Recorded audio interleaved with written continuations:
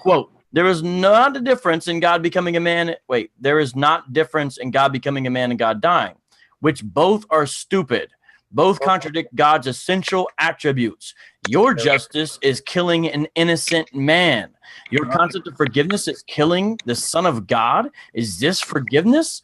Weak and flawed when your God is ignorant and died. And there's some other comments by that same person, but I think you get the gist of what they're saying there. Sam, do you want to take that as well as Lily? We're going to do a video about Takia in the future.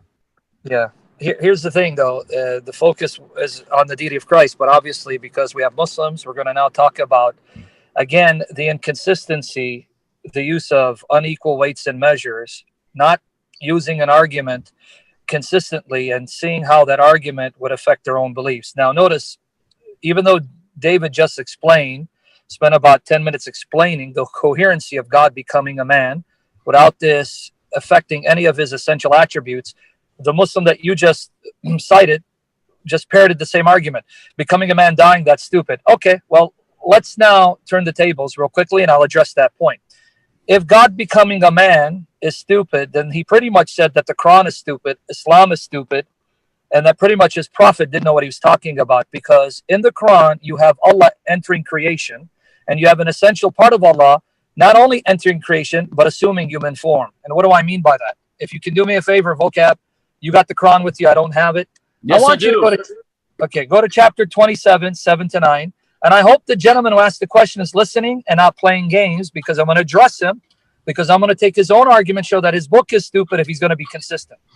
And you ready for me to read it? Yeah. 27, 7-9, vocab. 7-9. Okay, here we go.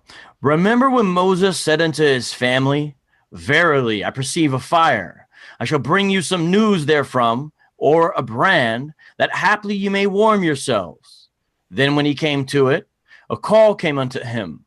Blessed is the one in the fire, and the one around it, and glory be to God, Lord of the worlds. O Moses, verily it is I, God the mighty, the wise. Okay, now, did you catch it? This is recounting the Exodus story where the angel of Yahweh appeared to Moses, who happens to be God. Did you catch it? The voice from the fire that did not consume the tree, said, blessed is he who's in the fire and the one who's around it. The one around the fire was Moses. Who was in the fire, though? It said, blessed is he who is in the fire, and blessed is the one who's around it. So who was in the fire? Allah. Yeah. So here you have Allah saying that he squeezed himself into a fire, into a tree, because that fire was engulfing the tree without consuming it. So if it's stupid for God to enter creation to become a man. You disappear for a second. We see you, Sam, but we don't hear you. Okay, keep on going. Sam cut out. I finished the thought real quick, but here. Can you hear me? Yeah, I'm back. We can hear you. Sorry, man. Well, I just wanted to make this because there's another passage. I don't want to belabor this point. Then Dave, you can talk about. Yeah, finish that point. You got cut off. Yeah. Okay. So he's in the fire, which is engulfing the tree that doesn't consume the tree. So here's Allah in creation, squeezing himself inside something tangible, physical, corporeal. But now go to 19, 16-21, and then Dave, you can come back and comment on these passages. But I just want to give Quranic references to show that the Quran actually echoes. I'm not saying it comes out and says Allah became flesh, but it comes close enough to show that Allah does appear in creation in a visible, tangible manner. So what's your problem with Muslims with God becoming flesh? If he can squeeze himself in a tree, in a fire, or if his spirit can assume the likeness of a perfect man, what's your problem? If you have a problem with the incarnation, toss out the Quran, stop becoming a Muslim. In chapter 19 of the Quran, if you don't mind, vocab, 16-21. I got it. The last time I read from the study Quran, this time I'm going to go to Yusuf Ali because I didn't realize that the study Quran sometimes says God instead of Allah. That's interesting. So here we are, 19, starting. Yeah, but Yusuf Ali, no, don't read Yusuf Ali or vocab. Don't, because he's not going to translate 17 correctly. I'll go he's back not to study. I'll go back to study Quran then. What translation do you want, Sam? The one, Pixel, Arbery, they're good because there it translates the Arabic word ruh as spirit, not as angel. I got picked all. You said 19? Yeah. 19 what? It's very important we get the right translation of the Arabic terms. 19 what? Go ahead. 19. 16 to 21. Okay, I am here now. Okay, sorry about that. And make mention of Mary in the scripture, when she had withdrawn from her people to a chamber looking east, and had chosen seclusion from them. Then we sent into her our spirit, and it assumed for her the likeness of a perfect man. She said, Lo. Okay, vocab, pause right there. Hold on. Vocab, hold on. Wait up. Yes, You got to slow down so we can unpack what you just read. 17 says, we, meaning Allah, sent to her our spirit. The Arabic word is ruh. It's not angel. Our spirit, and assumed for her the likeness of a perfect man. The spirit appeared in a physical body, in human form, that was so real that when Mary saw the spirit, she didn't realize it was a spirit. She thought it was a man trying to do something to her. So now read verse 18, Mary's response. Verse 18, Mary's response. She said, Lo, I seek refuge in the Beneficent One from thee, if thou art God-fearing. He said. Now notice 19. 19. Pay attention, 19. I am only a messenger of thy Lord, that I may bestow on thee a faultless son. Okay, let's unpack that. God's spirit, sent in human form, appeared as a man. That appearance was so tangible that Mary thought this was an actual man trying to do something to dishonor her. The Spirit then speaks to her in response, saying, I'm only a messenger of your Lord. Don't be afraid, Mary. I'm not here to do you any harm. I'm a messenger sent from your Lord to do what? Bestow on you, li ahabba. I will give you a son. So note what the Quran just told us about God's Spirit. God's Spirit can appear in human form, appears a man. God's spirit is distinct from God, Allah, because he's Allah's messenger, God's messenger. God's spirit is personal in that he can speak and be spoken to, and God's spirit is the creator and giver of life, because in chapter 19, verse 19, he says to Mary, I have been sent, I will give you, bestow on you a faultless son. Now, to show you how God's spirit do it, go to chapter 66, verse 12 of the Quran. Chapter 66, verse 12 of the Quran. If you don't mind. 6 and then 12. Verse Okay, 12. I am now here. Ready? Lo, those who fear their Lord in secret, theirs will be forgiveness and a great. Oh, I'm sorry. There's 66. Nope, that's not 66. Forgive me. I got it now. And Mary, daughter of Imran, whose body was chaste, therefore we breathe therein something of our spirit. And she put faith in the words of her Lord and his scriptures, and was of the obedient. Now notice here it says that Allah breathed out his spirit and entered her body. For what purpose? Why did Allah's spirit enter her body? This is, by the way, the same spirit that appeared to her as a man in chapter 19.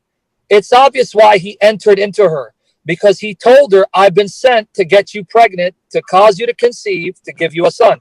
So notice the spirit entered Mary's body. He entered into her physically, caused her to miraculously conceive and get pregnant with Jesus. But notice where the spirit came from. He came out of Allah himself. Allah breathed the spirit out of himself. So the spirit does not originate from creation. It didn't come out of creation. He came out of Allah. Allah breathed him out from his own being, which means he originates from Allah.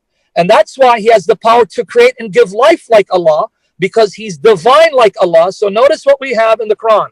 Allah's spirit is a part of him, breathed out by him, which means he originates from him. Allah's spirit is subordinate to Allah because he's the messenger of Allah. Allah's spirit creates and gives life, and Allah's spirit can appear as a man and can speak and be spoken to.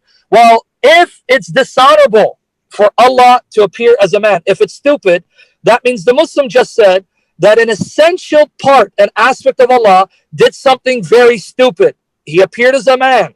So therefore, Allah is in the business of doing stupid things. David, if you want to take over, go ahead. I just wanted to point out a Muslim comment who says that that actually refers to the angel Gabriel, right? The spirit is the angel Gabriel. Now, Sam, correct me if I'm wrong, but by saying that, wouldn't they be deifying the angel Gabriel?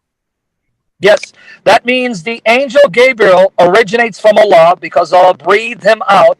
The angel Gabriel is co-creator and life giver, because the angel says, I will give you, bestow on you a faultless son.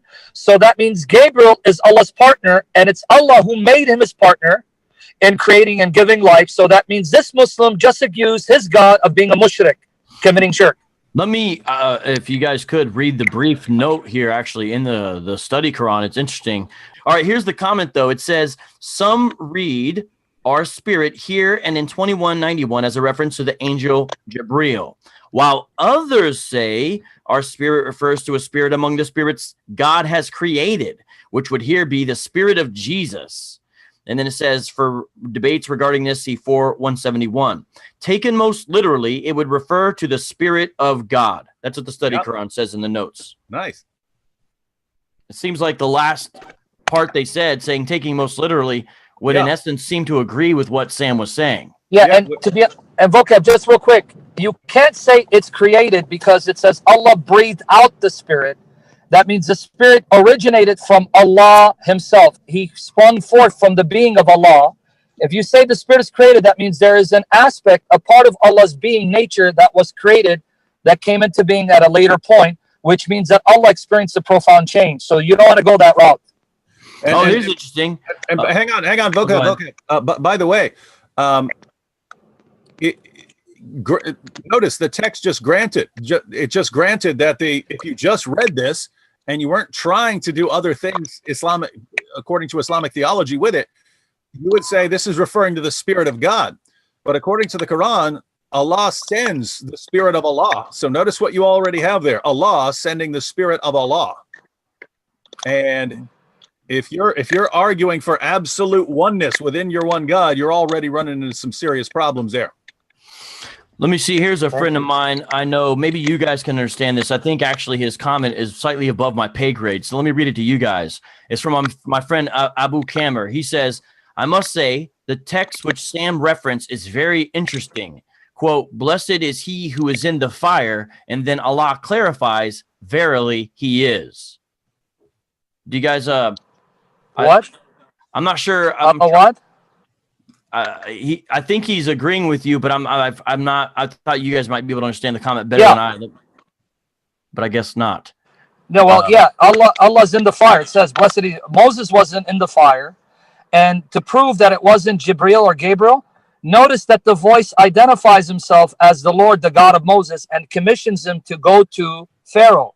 So there is no way around it exegetically, contextually. Again, as David said, you'd have to read Islamic theology into the text that Allah can't do this in order to deny the obvious plain reading of the text. Sam, Abu Kamar, he's commenting on the Arabic. He's commenting on the Arabic, saying that that the text you reference is the translation would be, blessed is he who is in the fire. And then God clarifies who's being referred to. He says, verily he is I. So that would be the translation.